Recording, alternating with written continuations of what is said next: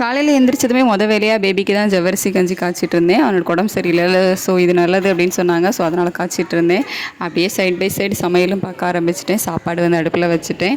So குழம்புக்கு வந்துட்டு முருங்கைக்காய் குழம்பு வைக்கலாம் அப்படின்னு சொல்லிட்டு தக்காளி, வெங்காயம், முருங்கைக்காய் எல்லாமே வந்துட்டு சைட் பை சைட் கட் பண்ண ஆரம்பிச்சிட்டேன். பேபி அவங்க அப்பா பார்த்துட்டு இருந்தாங்க.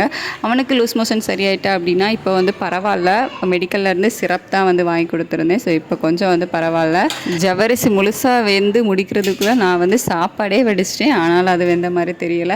ஸோ ஒரு பை சைட் குழம்பு வந்து ரெடி ஆகிடுச்சு. அதுக்கப்புறமா தான் ஜவ்வரிசி மெதுவாக ரெடி ஆகிடுச்சு. எங்களுக்கு காலைல சாப்பாடுக்கு நான் நேற்றே சொல்லியிருந்தேன்ல, ஸோ அந்த சிறுபயிறு கஞ்சி வந்து இருந்துச்சு.